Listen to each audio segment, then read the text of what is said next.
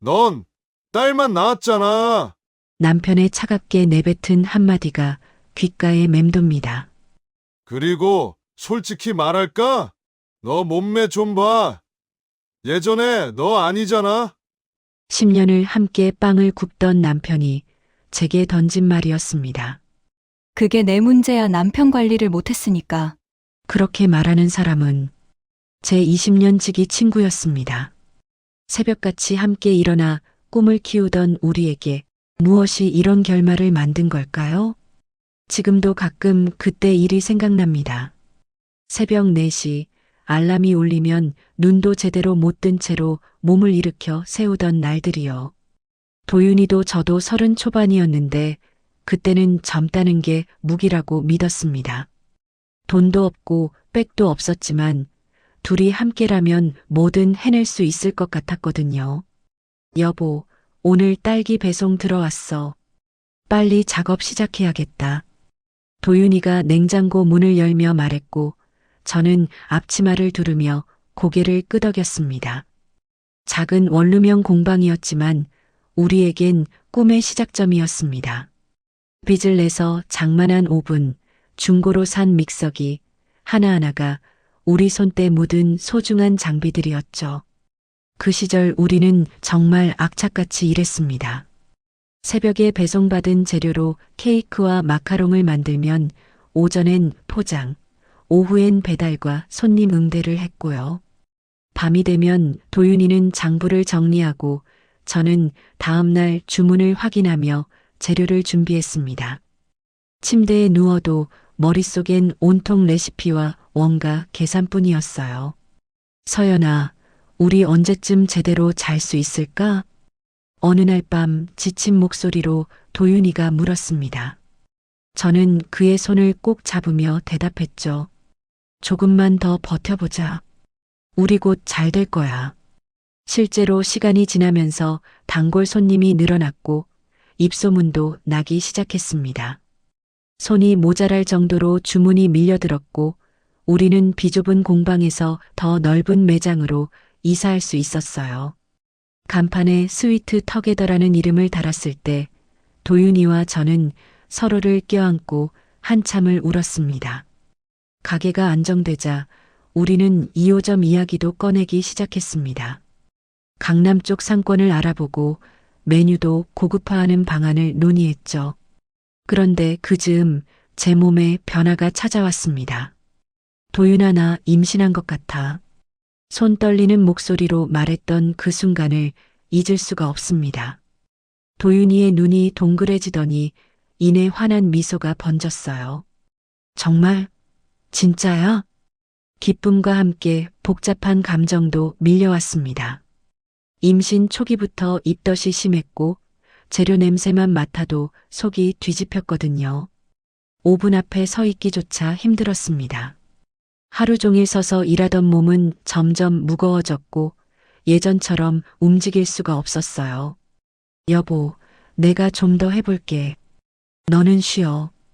도윤이가 제 몫까지 일을 떠맡았지만 혼자서 두 사람 몫을 하는 건 불가능했습니다. 우리는 직원을 고용했고 그러면서 자연스럽게 제 역할은 줄어들었어요.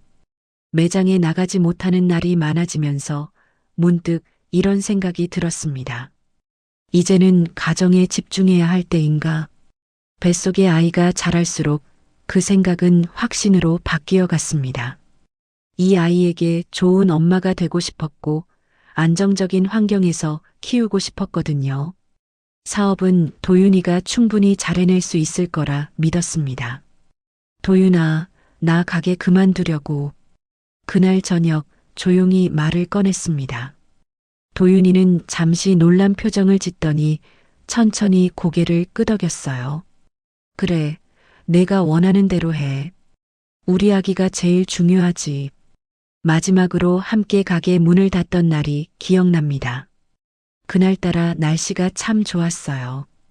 가을 저녁 햇살이 유리문에 비쳐서 가게 안이 온통 황금빛이었습니다. 저는 푸른 배를 쓰다듬으며 매장을 천천히 둘러봤죠. 서연아, 사진 찍자. 도윤이가 제 어깨에 손을 올리며 말했습니다.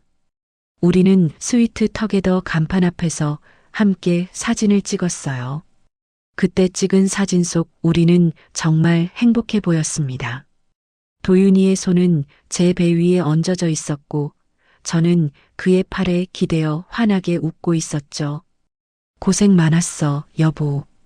우리 정말 열심히 살았지? 도윤이가 조용히 말했고 저는 그저 고개를 끄덕였습니다. 가슴이 먹먹했지만 이게 최선의 선택이라고 스스로를 다독였어요. 가게 문을 잠그고 나오면서 뒤돌아봤습니다. 저 안에서 웃고 울고 꿈꾸던 시간들이 마치 영화처럼 스쳐 지나갔습니다. 그때는 몰랐습니다. 이게 단순히 가게 문을 닫는 것이 아니라 제 인생의 어떤 장을 닫는 일이 될 줄은요. 자, 이제 집에 가자. 도윤이가 제 손을 잡았고 저는 그 손을 꼭 쥐며 함께 걸었습니다. 그렇게 우리의 첫 번째 이야기는 따뜻하게 막을 내렸습니다. 하지만 인생이란 게 늘 예상대로만 흘러가지는 않는 법이죠. 그때의 저는 알지 못했습니다. 앞으로 맞이할 날들이 얼마나 힘겨울지, 그리고 그 속에서 제가 어떻게 변해갈지를요. 딸 은서를 낳고 처음 한 달은 정신이 하나도 없었습니다. 아기는 2~3시간마다 깼고 저는 제대로 잠을 잘 수가 없었어요. 온몸이 쑤시고 아팠지만 작은 생명을 품에 안으면 신기하게도 힘이 났습니다. 도윤이도 자주 집에 왔고 기저귀도 갈아주고 아기를 안아주며 저를 도왔죠. 우리 딸 정말 예쁘다. 서연이 닮아서. 도윤이가 은서를 안고 웃으며 말했고 저는 그 모습을 보며 행복했습니다. 이게 가족이구나. 이렇게 함께 살아가는 거구나 싶었어요. 하지만 시간이 흐르면서 뭔가 달라지기 시작했습니다. 도윤이의 귀가 시간이 점점 늦어졌고 주말에도 일이 있다며 가게로 나가는 날이 많아졌어요. 2호점을 준비한다더니 미팅이 많아졌다고 했습니다. 여보, 오늘도 늦어? 전화로 물으면 늘 똑같은 대답이 돌아왔어요. 응, 미안. 거래처 사람들 만나야 해서. 저녁 먼저 먹어. 처음엔 이해하려고 애썼습니다.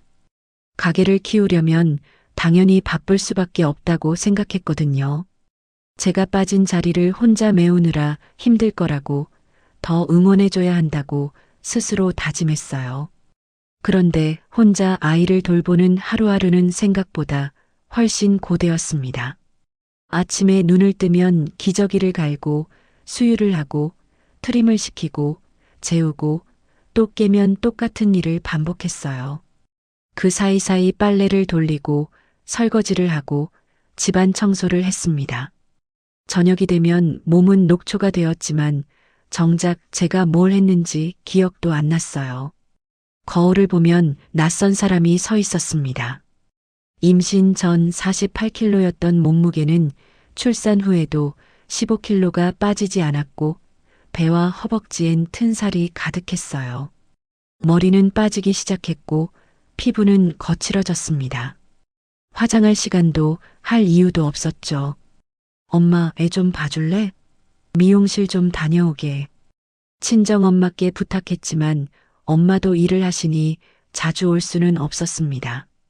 결국 머리는 묶어 올리는 게 전부였고 옷은 우유토한 자국이 있어도 그냥 입었어요. 예전 동료들이 가끔 연락을 했습니다. 카페에서 만나자고 모임에 나오라고 했지만 번번이 거절할 수밖에 없었어요. 아기를 맡길 데도 없었고 데리고 나가면 민폐일 것 같았거든요. 그러다 보니 연락도 뜸해졌고 어느새 제 휴대폰은 조용해졌습니다. 도윤이와의 대화도 줄어들었습니다. 집에 늦게 들어온 그는 피곤하다며 씻고 바로 잠들었고 아침엔 서둘러 나갔어요. 주말에도 잠깐 얼굴 비추다가 또 일이 있다며 사라졌습니다. 여보, 요즘 너무 늦게 들어오는 거 아니야? 은서가 아빠 얼굴도 제대로 못 봐. 조심스럽게 말을 꺼내면 도윤이는 짜증 섞인 목소리로 답했어요. 내가 왜 이러는 줄 알아? 우리 먹고 살려고 그러는 거잖아. 너무 예민한 거 아니야? 그 말에 더 이상 아무 말도 할 수 없었습니다. 맞는 말이었으니까요. 도윤이가 벌어오는 돈으로 우리가 살고 있었고, 저는 집에서 애만 보고 있었으니까요. 하지만 마음 한구석엔 계속 불안이 자라났습니다. 남편의 셔츠에서 낯선 향수 냄새가 날 때, 늦은 밤 웃으며 문자하는 모습을 볼 때, 주말에도 꼭 나가야 한다고 할 때, 뭔가 이상하다는 느낌이 들었어요. 여보, 어제 누구 만났어? 물어보면 도윤이는 귀찮다는 듯 대답했습니다. 거래처 사람들이랑. 왜 자꾸 캐묻는 거야? 괜히 의심하지 마. 의심하지 말라는 말이 오히려 더 의심스럽게 만들었지만 저는 입을 다물었습니다. 혹시 정말 제가 예민해진 걸까? 산후 우울증 때문에 괜한 생각을 하는 걸까 싶었거든요. 친구들과의 모임도 끊긴 지 오래였습니다. 가끔 SNS를 보면 다들 커리어를 쌓아가고 멋진 곳을 여행 다니고 예쁘게 꾸미고 다니는데 저만 세상에서 멈춰 있는 것 같았어요. 특히 미정이의 SNS는 늘 화려했습니다. 고급 레스토랑, 명품 가방, 해외여행 사진들이 가득했죠. 미정이는 결혼도 안 하고 자기 사업을 하며 자유롭게 살고 있었어요. 나도 저렇게 살 수 있었는데 문득 그런 생각이 들 때면 스스로가 한심했습니다. 제가 선택한 길인데 왜 남을 부러워하는 걸까? 아이를 낳고 키우는 게 잘못된 건가? 이런 생각들이 꼬리에 꼬리를 물며 저를 괴롭혔어요. 도윤이는 점점 더 멀어졌습니다. 집에 있어도 휴대폰만 보고 제 말엔 건성으로 대답했어요. 은서를 안아달라고 하면 나도 피곤해라고 했고 함께 시간을 보내자고 하면 주말엔 좀 쉬게 해줘라고 했습니다. 어느 날 밤 은서를 재우고 거실에 나왔을 때 도윤이가 소파에서 웃으며 통화를 하고 있었습니다. 제게 할 때와는 전혀 다른 부드럽고 다정한 목소리였어요. 응, 알았어. 내일 봐. 응, 나도. 전화를 끄는 도윤이와 눈이 마주쳤습니다. 누구야? 제 목소리는 떨리고 있었습니다. 도윤이는 무표정하게 대답했어요. 거래처 사람. 왜? 지금 몇 시인데 거래처랑 전화해? 그것도 그렇게 웃으면서? 일 때문이라니까. 왜 이래, 진짜. 너 요즘 너무 예민해. 또 그 말이었습니다. 예민하다는 말. 그 말을 들을 때마다 제가 이상한 사람이 되는 것 같았어요. 정말 제가 예민한 걸까요? 아니면 뭔가 잘못되어 가고 있는 걸까요? 침대에 누워서도 잠이 오지 않았습니다. 옆에서 평온하게 자고 있는 도윤이를 보며 문득 이런 생각이 들었어요. 이 사람이 정말 제가 아는 그 사람일까? 함께 새벽같이 일어나 빵을 굽고 제 손을 잡고 힘내라고 했던 그 사람 맞을까? 아니면 제가 변한 걸까요? 일도 못하고 살은 쪄 있고 하루 종일 집에만 있는 제가 남편에게 실망스러운 걸까요? 결국 눈물이 흘러내렸습니다. 옆에서 자고 있는 남편은 제가 우는지도 모른 채 깊이 잠들어 있었습니다. 그렇게 저는 조금씩 무너져 내리고 있었습니다. 은서가 초등학교에 입학하던 해봄이었습니다. 아이가 학교에 가면 제 시간이 조금은 생길 거라 기대했지만 실상은 달랐어요. 등교 준비, 학원 픽업, 숙제 봐주기, 준비물 챙기기까지 오히려 더 바빠졌습니다. 도윤이는 여전히 바쁘다는 핑계로 집에 거의 없었고 주말에도 얼굴 보기 힘들었어요. 3호점까지 오픈했다며 더욱 일에 매진하고 있다고 했습니다. 사업이 잘 된다니 다행이라고 생각하면서도 마음 한구석은 계속 무거웠어요. 그날도 평범한 아침이었습니다. 도윤이가 출근 준비를 하는 동안 저는 은서 아침을 차리고 있었죠. 그런데 문득 도윤이의 셔츠에서 낯선 향기가 풍겼습니다. 제가 사준 향수가 아니었어요. 달콤하고 진한 여자 향수 냄새였습니다. 여보, 이 향수 뭐야? 최대한 자연스럽게 물었지만 목소리는 떨리고 있었습니다. 도윤이는 잠깐 당황하는 듯 하더니 태연하게 대답했어요. 아, 어제 거래처 미팅했는데 옆에 앉은 사람 향수가 좀 진했나 봐. 그럴듯한 설명이었지만 뭔가 찝찝했습니다. 예전 같았으면 그냥 넘어갔을 텐데 이번엔 달랐어요. 도윤이가 나간 후 곧바로 그 셔츠를 확인했습니다. 옷깃뿐 아니라 어깨 부분에도 같은 향이 배어 있었고 자세히 보니 연한 립스틱 자국도 있었어요. 며칠 동안 도윤이의 일정을 체크했습니다. 수첩에 적힌 스케줄과 실제 귀가 시간이 맞지 않았어요. 회의가 저녁 7시에 끝났다고 했는데 집에 오는 건 자정이 넘어서였고 주말 골프 약속이 있다더니 골프채는 트렁크에 그대로 있었습니다. 결정적인 순간은 어느 토요일 오후였습니다. 도윤이가 오늘도 중요한 미팅이 있다며 나갔는데 문득 참을 수 없는 충동이 일었어요. 은서를 친정에 맡기고 택시를 타고 도윤이를 따라갔습니다. 도윤이의 차는 회사로 가지 않았습니다. 강남의 한 고급 아파트 단지로 향했어요. 주차장에 차를 세우더니 편의점에서 와인과 과일을 사들고 한동으로 들어갔습니다. 저는 조금 떨어진 곳에서 숨죽이며 지켜봤어요. 1시간쯤 지났을까요? 도윤이가 누군가와 함께 나왔습니다. 여자였어요. 그것도 아주 친밀하게 팔짱을 끼고 웃으며 이야기를 나누고 있었습니다.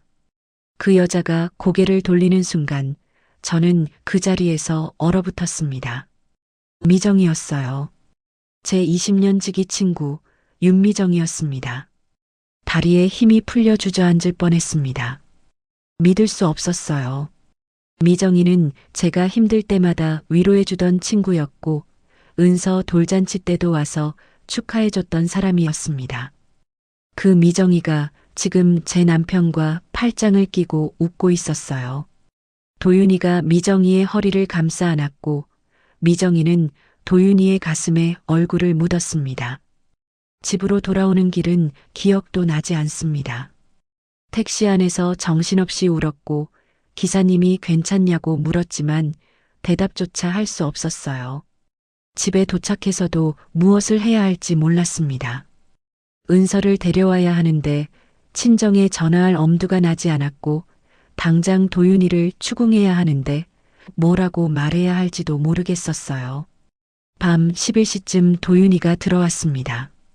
평소처럼 피곤한 척하며 현관문을 열었지만 제가 거실에 앉아 있는 걸 보고는 순간 멈칫했어요. 은서는? 친정에 있어. 우리 얘기 좀 하자. 제 목소리는 놀랄 만큼 차분했습니다. 도윤이의 얼굴이 굳어졌어요.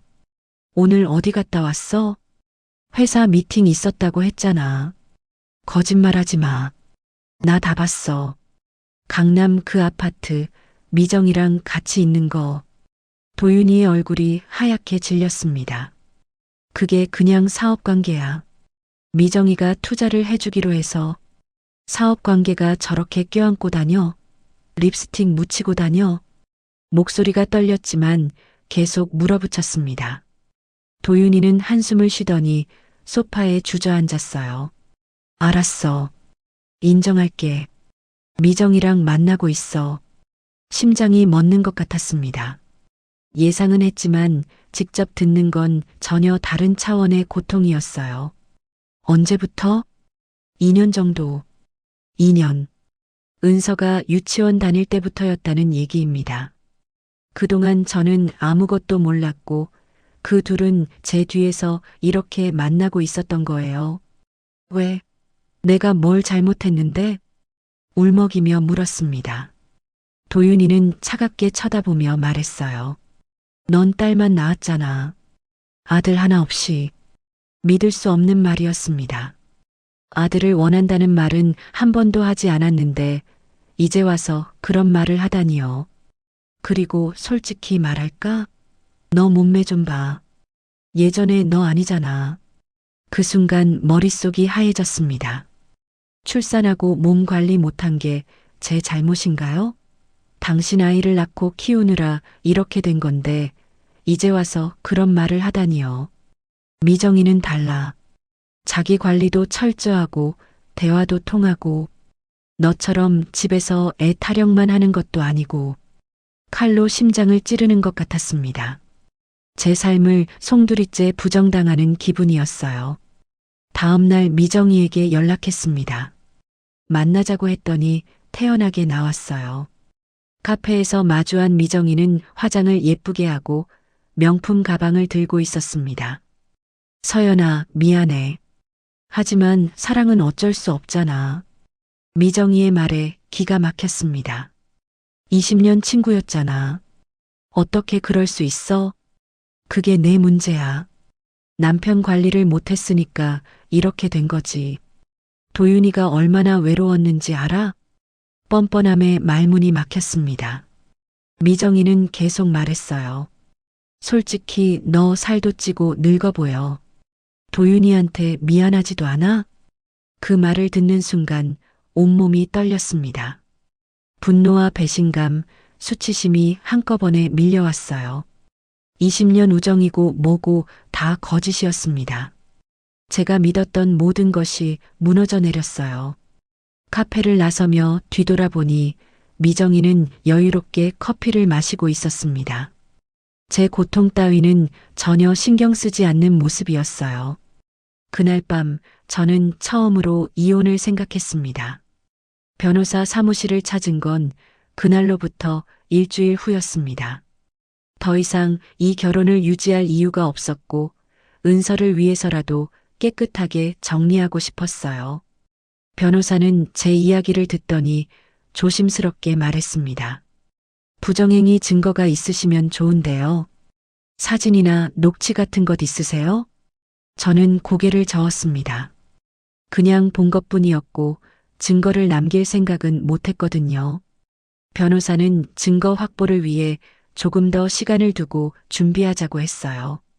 집으로 돌아오니 도윤이는 없었습니다. 요즘 들어 아예 집에 안 들어오는 날도 많았어요.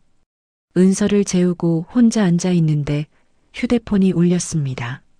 모르는 번호였지만 왠지 받아야 할 것 같아 전화를 받았어요. 여보세요? 서연아, 나야.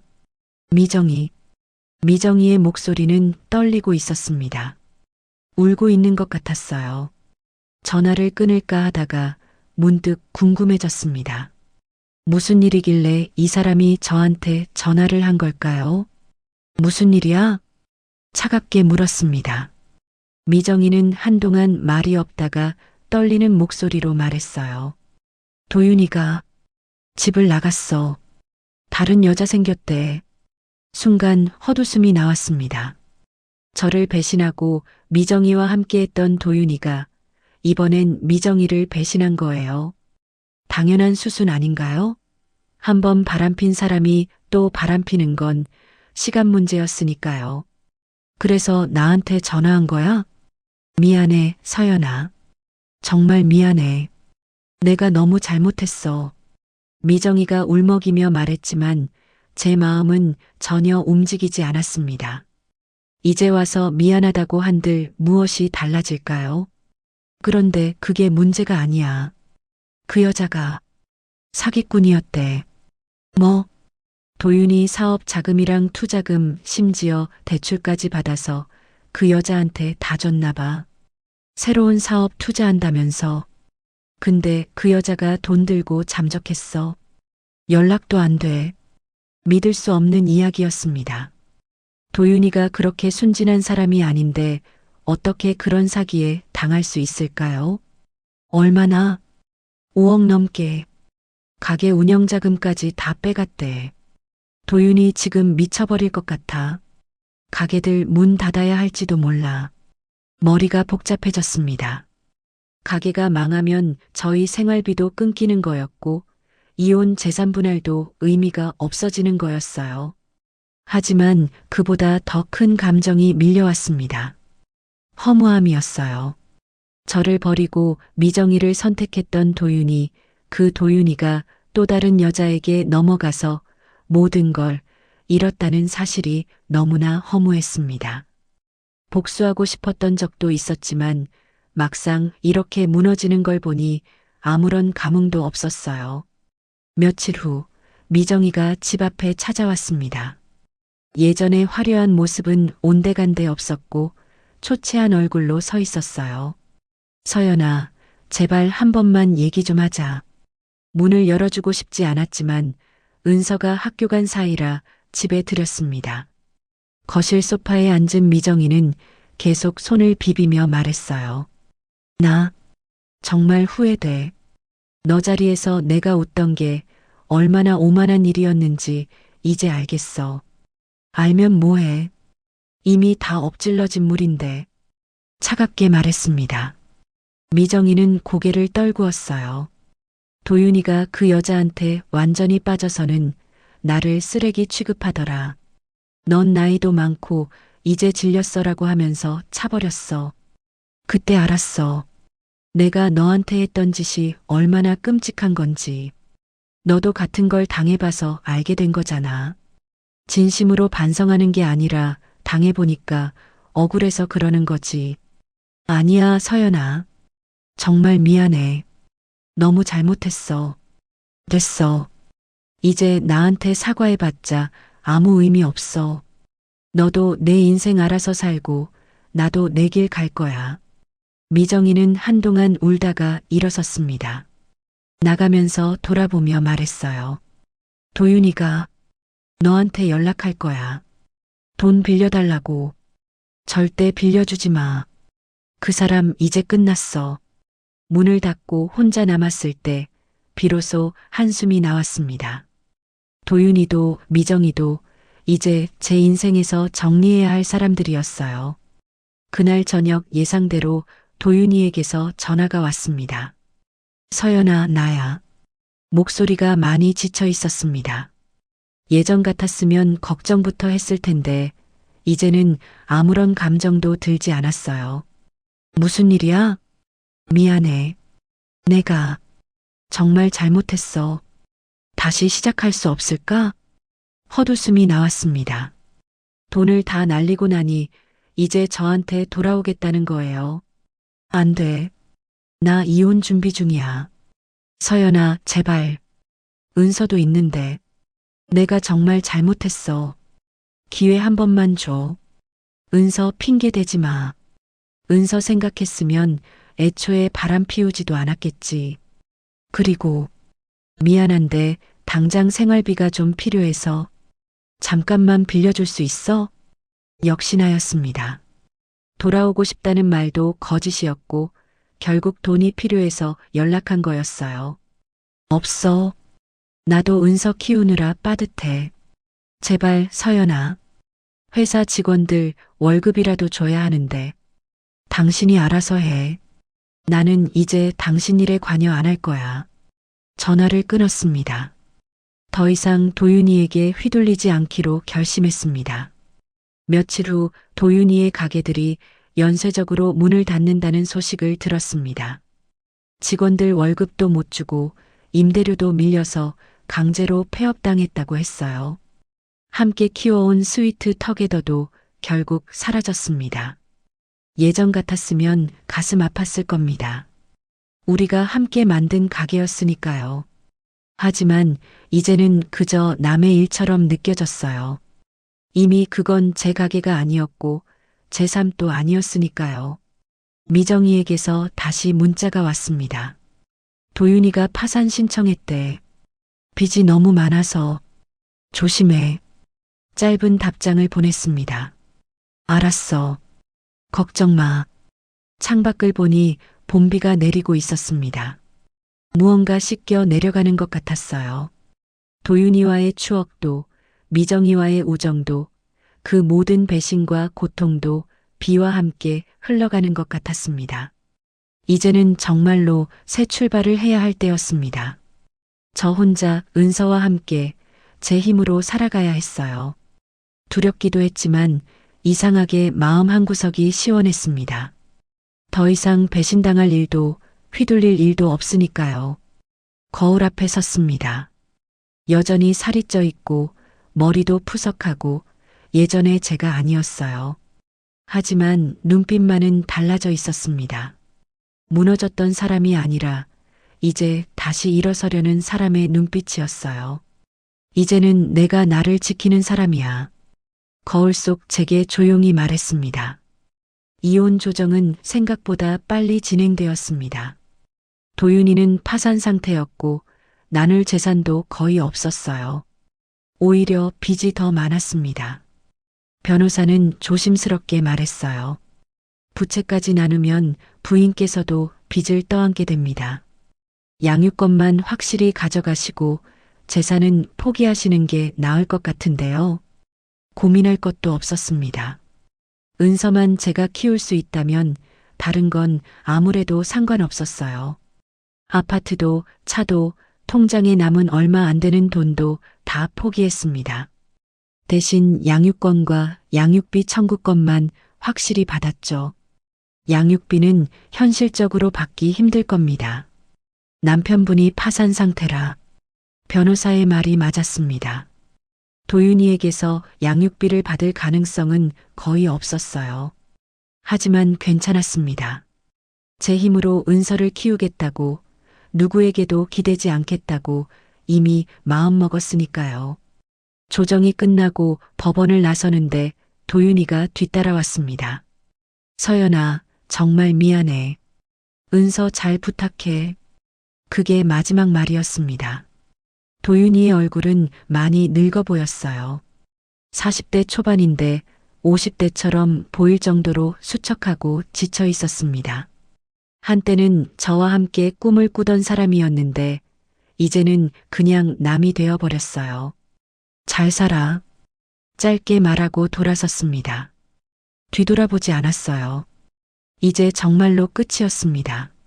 아파트를 비우는 날 이삿짐 센터 직원들이 짐을 실어 나르는 걸 멍하니 지켜봤습니다. 10년을 살았던 집이었어요. 은서가 태어나고 첫걸음을 뗐고 처음 엄마라고 불렀던 곳이었습니다. 행복했던 순간도 많았고 고통스러웠던 순간도 많았던 공간이었죠. 빈집이 되어가는 걸 보니 가슴 한구석이 무너져 내리는 것 같았습니다. 아무것도 없는 거실 한가운데 서서 천천히 주위를 둘러봤어요. 저기 소파가 있었고 저기 은서 장난감 박스가 있었고 저기서 도윤이와 싸우기도 했었죠. 눈물이 흘러내렸습니다. 참으려고 했지만 참을 수 없었어요.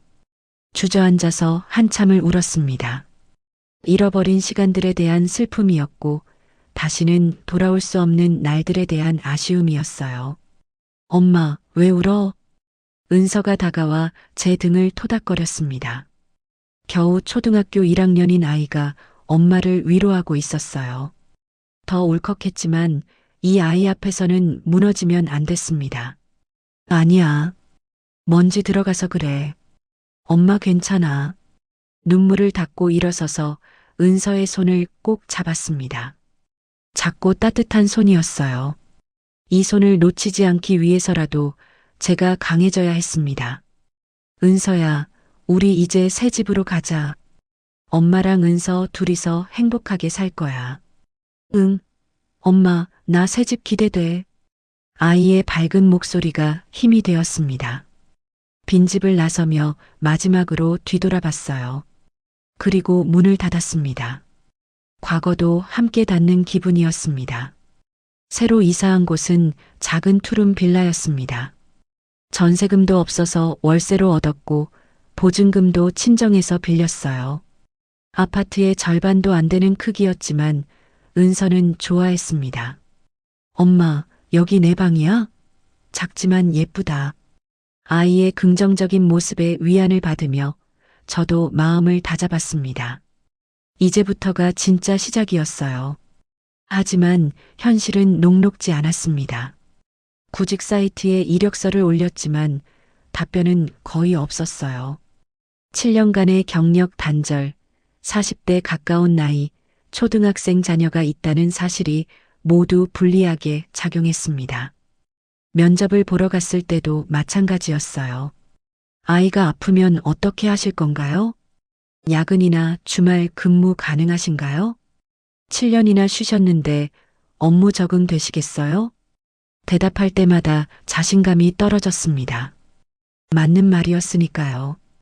은서가 아프면 당연히 회사를 못 갈 것이고 야근은 어려웠고 7년 전 지식은 이미 구식이 되어 있었어요. 한 달, 두 달이 지나도 취업은 되지 않았습니다. 통장 잔고는 점점 줄어들었고 월세 날짜가 다가올 때마다 불안했어요. 편의점 아르바이트라도 해야 하나 고민했지만 은서 등하교 시간을 맞출 수가 없었습니다. 절망적이었습니다.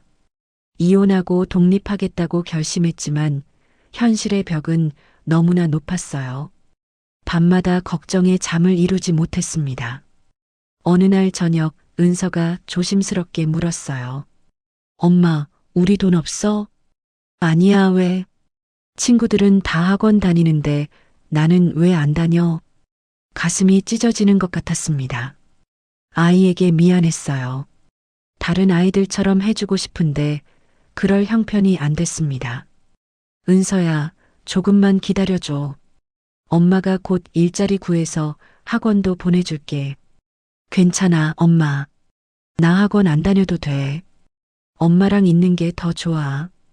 아이의 말에 눈물이 났습니다. 이렇게 착한 아이를 위해서라도 포기하면 안 됐어요.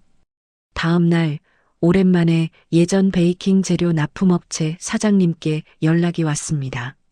서연 씨, 요즘 어떻게 지내세요? 혹시 일 찾으시나 해서요. 반가운 목소리에 솔직하게 상황을 말씀드렸어요. 사장님은 잠시 생각하시더니 말씀하셨습니다. 제 지인이 카페 베이커리 파트타임 구한다는데 관심 있으세요? 오전 시간만 하면 되고 아이 등교 시간 맞출 수 있을 거예요. 가뭄의 단비 같은 제안이었습니다. 당장 해보겠다고 답했어요. 일주일 후부터 카페에서 일을 시작했습니다. 7년 만에 다시 만지는 오븐이었고 7년 만에 다시 반죽하는 빵이었어요. 손은 예전만큼 빠르지 않았고 레시피도 많이 잊어버렸지만 몸이 기억하고 있었습니다. 서연 씨, 손놀림 좋으시네요. 경력자시죠?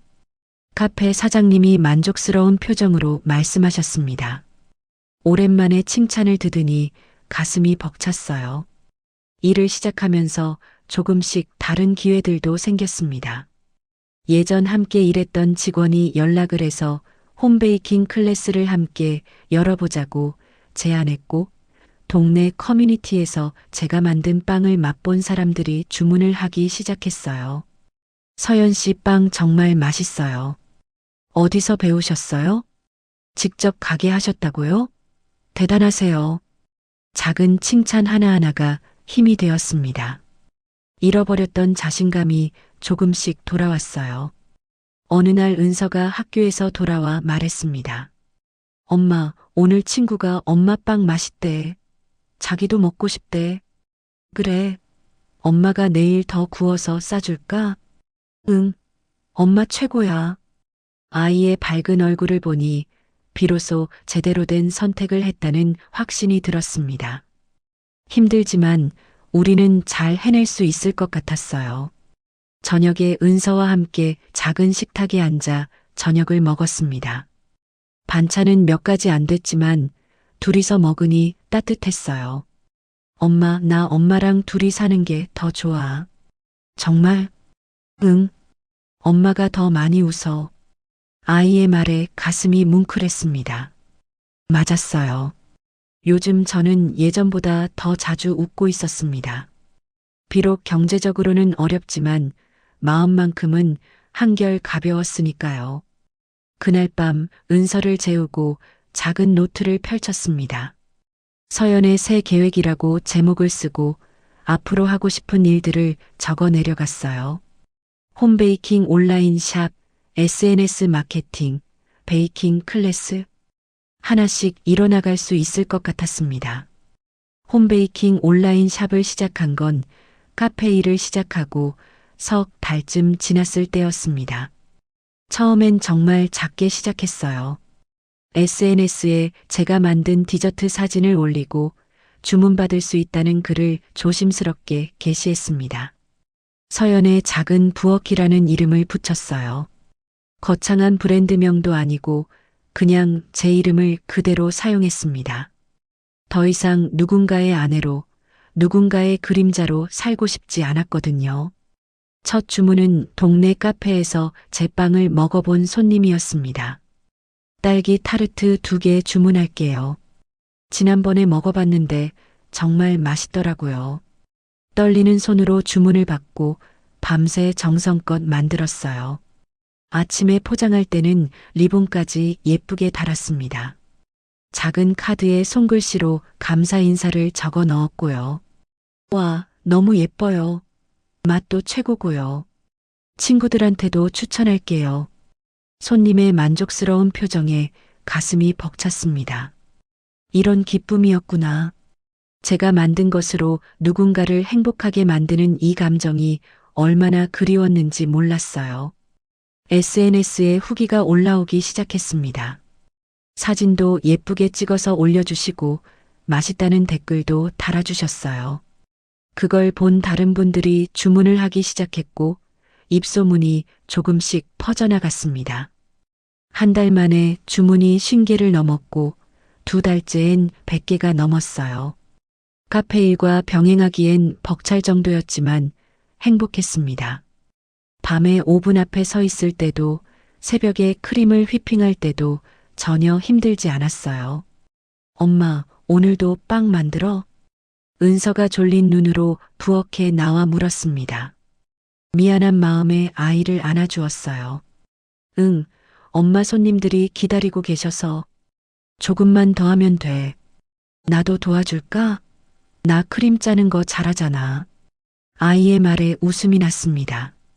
은서는 제 일을 응원해주는 가장 든든한 지지자였어요. 주말이면 함께 쿠키를 만들고 포장을 도와주기도 했습니다. 석 달쯤 지났을 때 SNS 팔로워가 5,000명을 넘었습니다. 댓글로 베이킹 클래스를 열어달라는 요청도 많이 들어왔어요. 예전에 함께 일했던 주희가 연락을 해왔습니다. 언니, 우리 같이 클래스 열어보는 거 어때? 내가 장소는 알아볼게. 망설였습니다. 클래스를 열려면 투자도 필요했고 시간도 더 써야 했어요.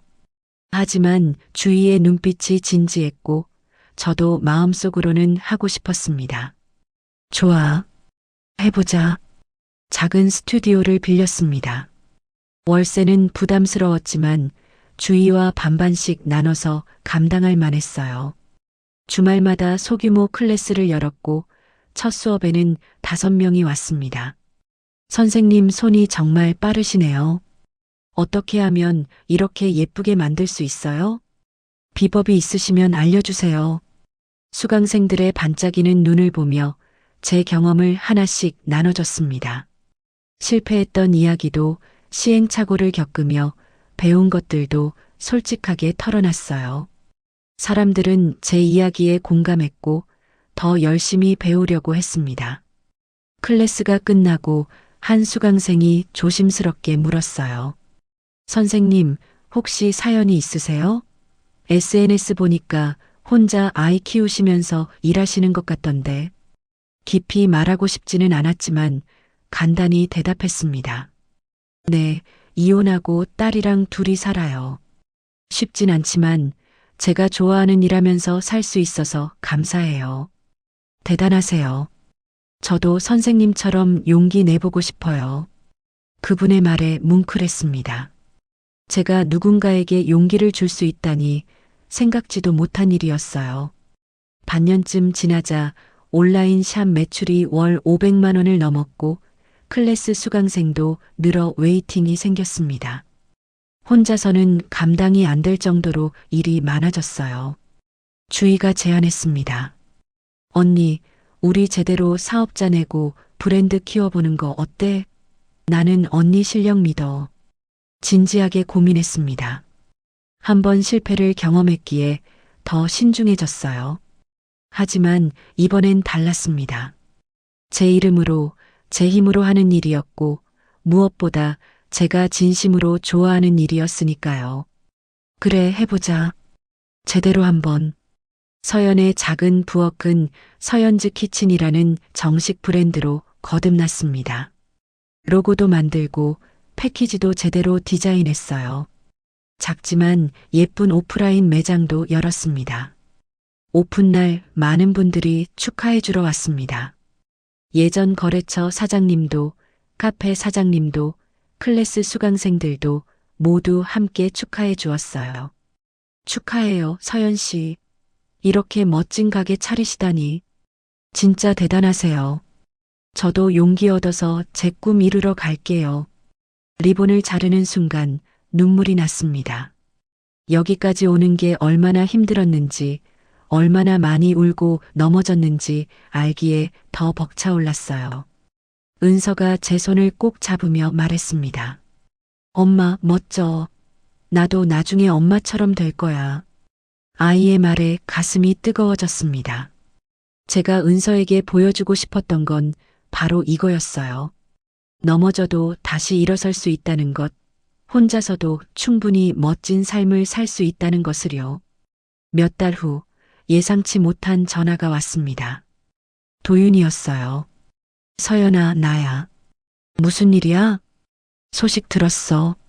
사업 잘 되고 있다며? 축하해. 혹시 다시 시작할 수 없을까? 내가 정말 많이 반성했어. 안 돼. 우리는 이미 끝났어. 서연아, 제발. 나 지금 정말 힘들어. 너 없이는. 말을 끊었습니다. 도윤 씨, 이제는 당신 없이도 나는 잘 살 수 있어. 아니, 더 잘 살고 있어. 이제 나를 지키는 사람은 나야. 당신한테 기대지 않아도 돼. 그날 저녁 가게 문을 닫고 은서와 함께 집으로 걸어갔습니다. 작은 손을 잡고 걸으며 하늘을 올려다봤어요. 별이 참 많이 보였습니다. 엄마, 우리 행복하지? 응, 정말 행복해. 진심이었습니다. 돈이 많지도 큰 집에 살지도 않지만 지금이 가장 행복했어요. 제 이름으로 제 삶을 살아가고 있었고 딸과 함께 웃을 수 있었으니까요. 가게 열쇠를 만지작거리며 생각했습니다. 이 열쇠는 도윤이가 준 게 아니에요. 제가 제 손으로 만들어낸 거예요. 그게 가장 자랑스러웠습니다. 엄마, 내일도 가게 가? 응, 내일도 가야지. 엄마 손님들이 기다리고 계시거든. 나도 같이 가도 돼? 나 포장 도와줄 수 있어. 그럼 우리 은서가 최고의 직원이지. 아이의 웃음소리가 골목에 울려 퍼졌습니다. 그 소리를 들으며 걸었어요. 천천히 하지만 단단하게 우리의 길을 걸어가고 있었습니다. 밤하늘의 별들이 우리를 비추고 있었고 내일도 또 새로운 하루가 시작될 거예요. 서연의 이름으로 당당하게 살아가는 하루가 말입니다. 여러분, 오늘 이야기는 어떠셨나요? 괜찮으셨다면 구독과 좋아요 꼭 눌러주세요. 영상 어디서 보고 계신지 댓글 달아주시면 반갑게 인사드리겠습니다. 오늘도 제 이야기를 끝까지 들어주셔서 고마워요. 여러분 모두 행복하세요. 그럼 다음 이야기에서 또 만나요. 안녕히 계세요.